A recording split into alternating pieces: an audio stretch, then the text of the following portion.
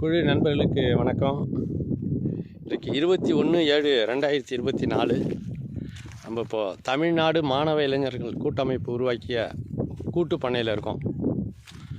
அந்த வறண்ட பூமியில் ராமநாதபுரம் மாவட்டத்தில் நீர் இல்லாத இடத்துல நிலத்தை வாங்கி அந்த நிலத்தில் நீரிலிருந்து எல்லாவற்றையும் உருவாக்கி எல்லா வளங்களையும் உருவாக்கணும் அப்படிங்கிற அடிப்படையில் இங்கே நிலத்தை வாங்கி இந்த முற்றிலும் சீமை கருவேல் காடுகளாக இருந்த இந்த பூமி மையத்தில் சீமை கருவேல் காடுகளை ஒழித்து, சரிங்களா, இதன் உள்ள 30 ஏக்கர் நிலத்தை வாங்கி அதன் உள்ள வரப்பு அமைச்சு இந்த விளை நிலத்தை நம்ம இங்கே உருவாக்கிட்டுருக்கோம். இந்த சீமை கருவேல் காடுகளை எல்லாம் பார்க்குறீங்க. சீமை கருவேல் காட்டுக்கு மத்தியில் தான் இந்த இடத்துல நம்ம இந்த வளத்தை உருவாக்கணும்னு தொடங்கி உருவாக்கிட்டுருக்கோம். இந்த மண்ணோட உண்மையான நிறம் இது தான். மிக ஆழமாக எடுத்து வரப்பை போட்டோம். இந்த மண் எப்படி எந்த விதமான ஒரு ஈரப்பசையோ வளமோ இல்லாத பூமி அப்படிங்கிறது இதை பார்க்கும்போதே தெரியும். பாலமாக 4 அடி 5 அடி உயரம் வரப்பு, அவ்வளோ உயரம் வரப்பு கூட எப்படி பாலமாக பொழந்துட்டு நிற்கிது அப்படிங்கிறத பாருங்கள். இந்த பூமியில் ஓராண்டு பெய்த மழைநீர் முழுவதுமாக நின்னதில் இந்த மாதிரி வெள்ளை வெளியேறுன்னு இருந்த இந்த வரப்பெல்லாம் பாருங்கள், எவ்வளோ வெள்ளை வெளியேறுன்னு இருக்கு பாருங்கள். இதுதான் இங்கே உள்ள உண்மையான மண்ணினுடைய நிறம். எங்கே பார்த்தாலும் பாருங்கள் தெரியும், வெள்ளையாக தெரியும். அதில் ஓராண்டில் மாறி போன மண் இது. குளத்துலேருந்து அழிப்பாங்க, அந்த குளத்து பொறுக்குன்னு சொல்லுவாங்க, குளத்து வண்டல்னு. ஒரு ஆண்டு முடிவில் இந்த ஆண்டு கோடையில் இந்த ஆண்டு பெய்த மழை நீர் நின்ன பிறகு மாறின மண் இது. அந்த மண்ணோட நிறம், அதோட வளத்துக்கு இந்த மண்ணினுடைய நிறமே சான்று. சரியா? அந்த எந்த விதமான நம்ம பொதுவாக வளம் வேணும்னா நம்ம என்ன சொல்கிறோம்? குப்பை தொழு உரம் வேணும், அல்லது மண்புழு உரம் வேணும், அல்லது ஆட்டெரு வேணும், மாட்டெரு வேணும், அல்லது வளம் இல்லைன்னா யூரியா பொட்டாஷ் போடணும். அதாவது அந்த பயிர் வாழ்வதற்கு வேண்டிய எல்லாவற்றையும் நீர் பாய்ச்சணும். இப்படி பல்வேறு விதமாக நம்ம பேசிகிட்டு இருக்கோம். வளம்ங்கிறது அல்லது இந்த பல்வேறு விதமான தானியங்களை போட்டு மடக்கி விடணும், இப்படிலாம் நம்ம பேசிகிட்டு இருக்கிறோம் இல்லைங்களா?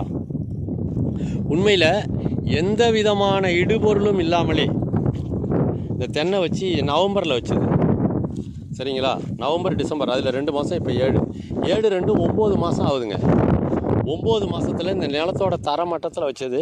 இந்த வரப்போட உயரம் எவ்வளோன்னு உங்களுக்கு நல்லா தெரியும். கிட்டத்தட்ட ஒரு 5 அடி உயரம், அதுக்கு மேலே 2 அடி வந்திருக்குது, 7 அடி. அதுபோலவே இந்த வாழை இந்த கோடையில், அனல் பறக்கிற கோடையில் ஒரே ஒரு தடவை தண்ணி பாய்ச்சணும், அவ்வளோதான். அதுக்கப்புறம் இந்த வாழை வந்துட்டுருக்குது. சரிங்களா? நம்ம என்ன புரிஞ்சுக்கிறோன்னா, முதல்ல ஒரு ஆழமான ஒரு நம்பிக்கை இருக்குது. குப்பையை போட்டால் வளரும், இலைச்சரைகளை போட்டால் வளரும், டிஏபி யூரியா பொட்டாஸ்லாம் போட்டால் வளரும், இல்லட்டினா வர்றது கஷ்டம், இப்படிங்கிற ஒரு நம்பிக்கை இருக்குது. போட்டு பார்க்குறோம், உண்மையிலே வளருது. இப்போ நம்ம என்ன புரிஞ்சுக்கிறோன்னா, குப்பையெல்லாம் போட்டால் வளர்கிறத பார்க்குறோம், யூரியா பொட்டாஷ்லாம் போட்டால் வளர்கிறத பார்க்குறோம். இது எல்லாமே வளரக்கூடிய ஒரு தொழில்நுட்பம் இருக்குது. தண்ணீர் இல்லாமல் விளையக்கூடிய ஒரு தண்ணீரை காப்பாற்றி பூமியில் ஈரத்தை தேக்கி நிறுத்துகிற ஒரு தொழில்நுட்பம் இருக்குது. தண்ணீர் பாய்ச்சிக்கிட்டே இருந்தால் தான் செடி இருக்கும் அப்படிங்கிற உண்மை இல்லை. வெப்பம் அதை தாக்காமல் இருந்தாலே போடும், செடி மரமெல்லாம் பத்திரமா வாழும் அப்படிங்கிற புரிதல்லாம் நம்மளுக்கு வரவே மாட்டேங்குது. கோடையில் அந்த வெப்பம் தாக்காத சூழலை எப்படி உருவாக்குறது அப்படின்னு தெரியாததுனால நம்ம என்ன செய்கிறோம், இந்த வெய்ய தாங்கலைன்னா நாய் வெள்ளம் ஓடிப்போய் என்ன செய்யும், தண்ணியில் உட்காந்துக்கும். சாக்கடை தண்ணியாக நல்ல தண்ணியானே தெரியாது அதுக்கு. பறவைகள்லாம், நிறைய பறவைகள் கோடை வெம்மையை தாங்க முடியாமல் தண்ணியில் போய் உட்காந்துக்கும். நம்ம மட்டும் என்ன செய்வோம், ரொம்ப வெயிலாக இருந்தால் அங்கே தண்ணி இல்லைன்னா நிழலுக்கு ஓடிடுவோம். குளிர்ச்சி இருந்தால் போகிறோம், தண்ணி தேவையில்லை. நமக்கே தெரியும், தாகம் எடுத்தால் தான் கோடையில் கூட தண்ணி குடிப்போம். இல்லாட்டினா வெயில் தாங்கலைன்னா நிழலை தான் நம்ம முதல்ல விரும்புவோம்.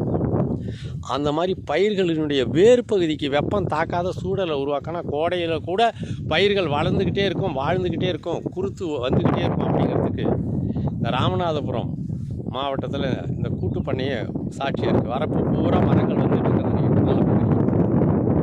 எப்படி வெற்று வெளியில் தாங்க இந்த கோள்கள்லாம் இருக்குது. நம்ம எல்லாம் ஓரளவு கல்வியறிவு பெற்றுட்டோம் இல்லையா?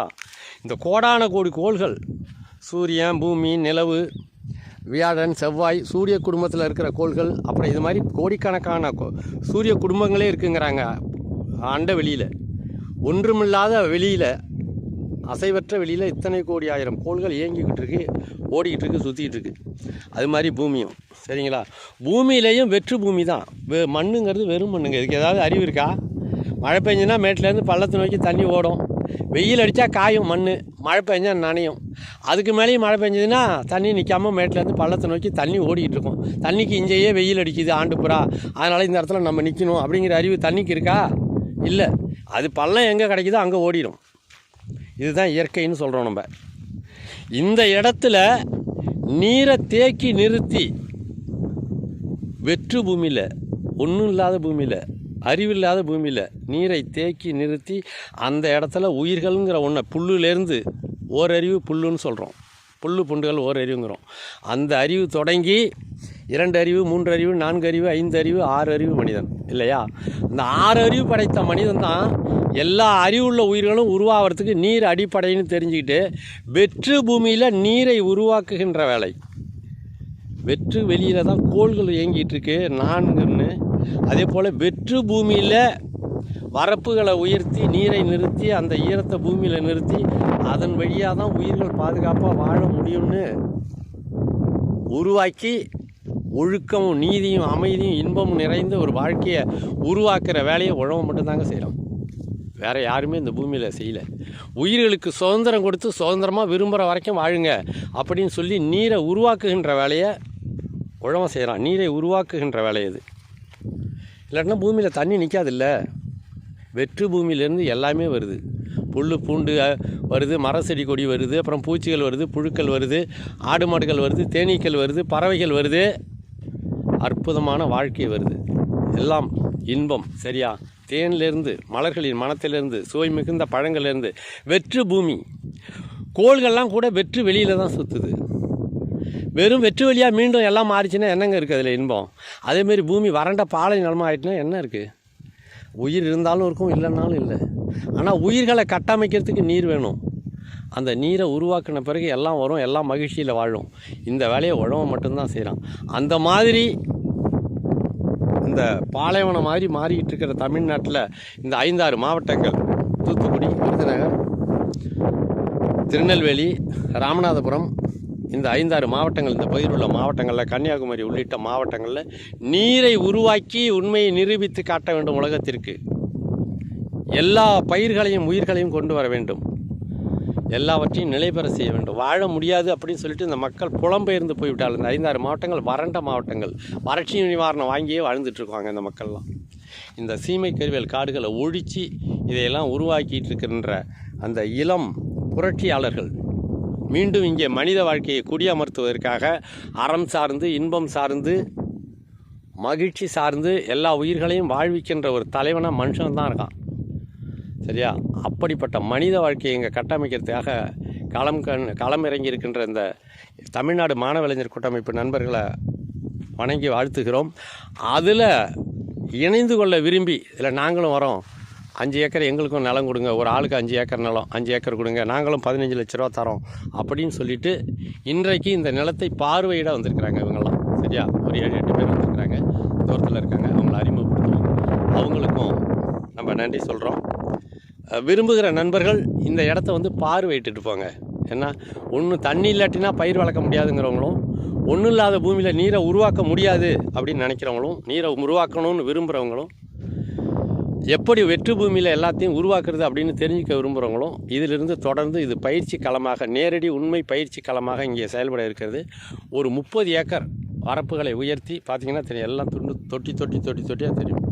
இதில் இந்த ஆண்டும் முழுமையாக வேளாண்மை தொடங்க இருக்குது. முழுசும் மழை பெஞ்ச நீர் தான், இன்னும் நீர் உருவாகலை. இங்கே உப்பு நீர் தான் இந்த பூமிக்கு கீழே இருக்குது. நல்ல நீரை உருவாக்கணுங்கிற முயற்சியிலையும் இங்கே இறங்கி இருக்கிறோம். விரும்புகிற நண்பர்கள் வந்து பாருங்கள். இந்த கூட்டுப்பண்ணையில் சேர்ந்து கொள்ள விரும்புகின்ற நண்பர்களும் வந்து பார்வையிடலாம். நன்றி, வணக்கம்.